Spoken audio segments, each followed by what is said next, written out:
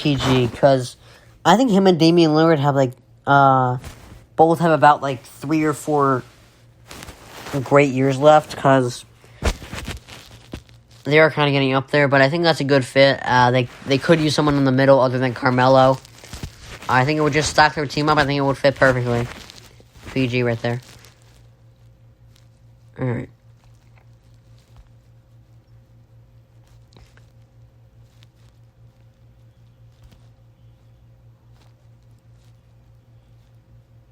Alright, let's get some music going here.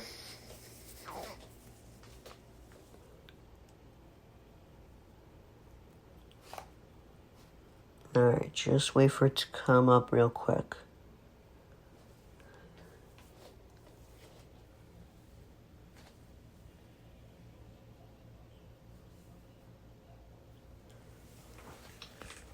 Alright.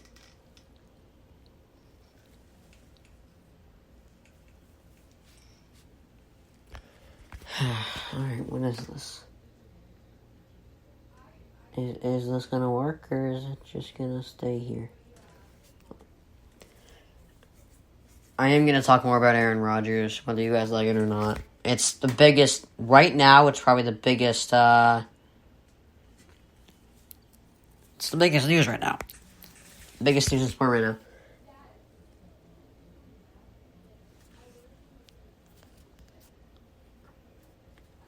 But,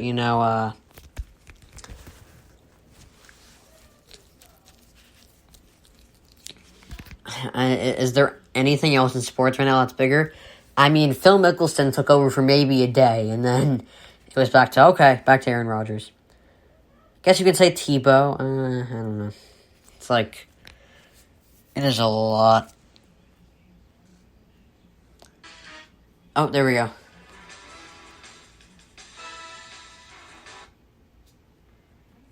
Wait. Pause again. Alright, I'm going to start anyway. I'll wait for music to come up again. Alright, so Rodgers was not at the OTAs, and I just don't think it matters. He doesn't have to. It's not required. Alright, they have to chill with this. I really think the media is making something out of nothing right now. I really do. I really don't think it means anything. Anyway. So, McCaffrey, there's your music, said that he thinks Darnold is an incredible talent and an incredible teammate already. And you get the chemistry with McCaffrey, Darnold, you're in a good spot. And I really think that roster is I think they're going to be good in 3 years, 2 or 3 years. I mean, Darnold and McCaffrey. Who else do they have there? Who's their receivers? Oh, Robbie Anderson. I think he's a good talent. I think their defense is emerging. They got J.C. Horn. I think he's going to do pretty well. And I like their coaching. So I'll see what they do in that next season. Alright, so Tristan Thompson said he's not afraid of the Nets, despite how many stars they have. They put on shoes just like them. They put on shoes 1 foot at a time, just like them. And gotta have that confidence, even though right now they're down by 33, and they're probably gonna lose in 5 or 4. So I don't know. We'll see what happens there. Alright, that was a quick one. Alright, so the Falcons apparently have a steep asking price for Julio Jones. Now, I think he fits great with the Ravens, but as a Packers fan, selfishly, if they just restructure Aaron, you get Julio Jones and Devontae Adams in the receiving core, it would probably resolve the situation a bit. And I don't think it will completely fix it because he still wants good treatment from the front office. But it would be a great move if they do that. Alright, I gotta blow my nose real quick.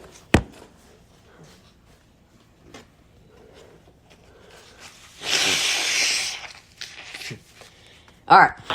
So, Mike Lombardi, a credible source, does not trust Tebow. I'm not anti-Tebow as a person. I'm anti-Tebow as a football player. That was his exact quote. And that's what I've been saying. I'm not anti-Tebow as a person. I don't think he's a bad person. I just don't trust him as a player. And Albert Breer, another source I trust, said he can't find anyone who thinks it will work with Tebow. Problem is, his fans are crazy. And you can't throw reason at emotion. And I know this because I used to be like a crazy LeBron fan, you know?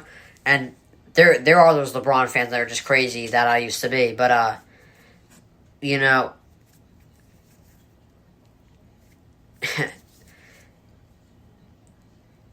I mean, people were trying to, like, kind of talk some sense into me, and I was just going crazy. But,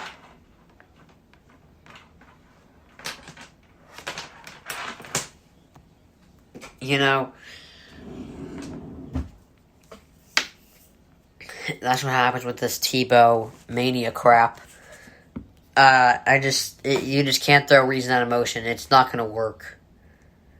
Alright, so Rodgers said the issue with the Packers is about philosophy, not with love. Like their philosophy now with, Jordan Love. And, I think, like, it's reasonable. Like, the way he wants to be treated is reasonable.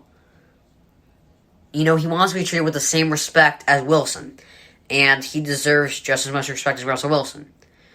And he deserves as much respect as Patrick Mahomes is getting.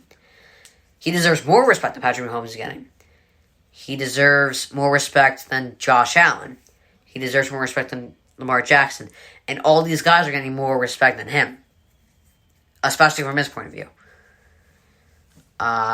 Problem here is, it cannot turn to resentment. But it already has.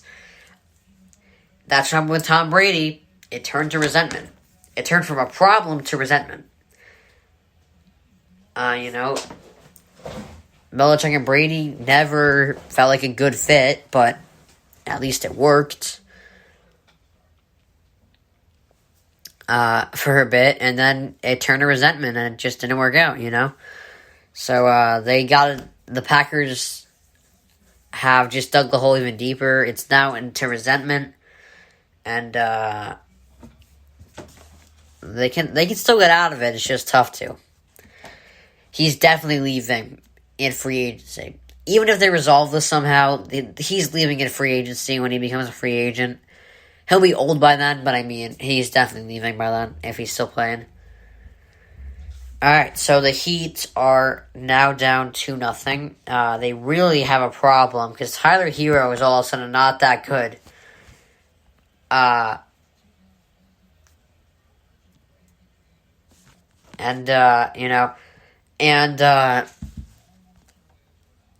Giannis is playing very well.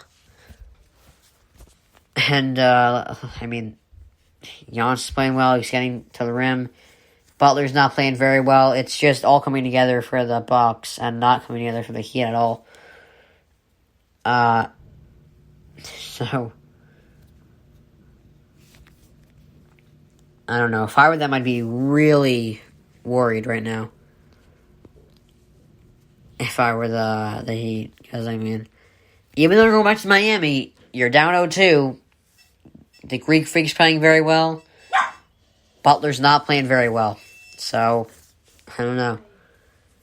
Alright, let's get some music going here. I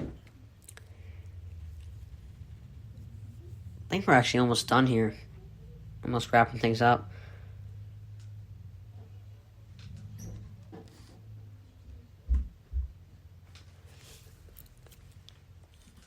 Yeah, I have this music segment and then how worried each team should be. Alright. Here we go.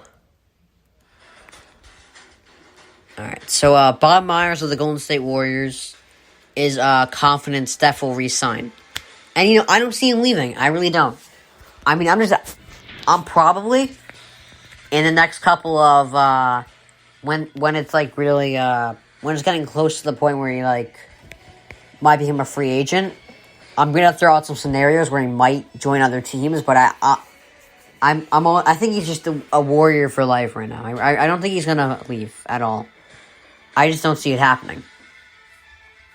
Especially this late in his career. I just don't see him making a move like that. I think he's definitely going to resign. I think Bob Myers has every right to be confident in him resigning there. Alright, so, Mitchell will be available tomorrow against the Grizzlies, which is good for them. And Clarkson has won the Sixth Man of the Year. And I thought Clarkson has deserved it for the entire year, really. I don't think Ingles deserved it more than him. I don't think who else was even up for it. Derrick Rose is a close one, but yeah, I'd rather go with Clarkson there. Because he's just... I mean, let's look at his stats. I mean, look at his stats and tell me he did not deserve Sixth Man of the Year. Look at this. Hold on. I'm going to just pull him up real quick. He averaged 18 points off the bench. And, that's... He averaged 18 points off the bench, and, he played some good defense, too. So, I mean, he really...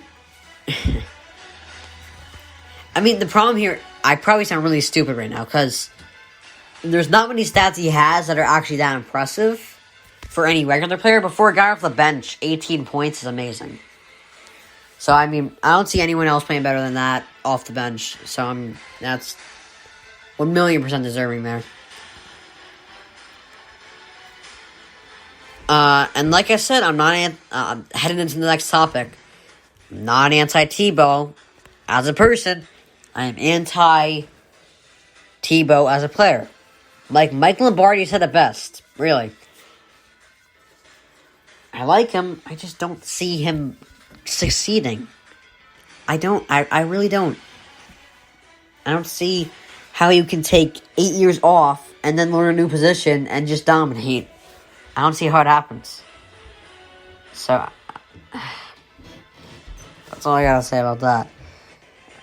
Alright, how worried should each playoff team be headed into, well, for most teams, Game 2. Alright.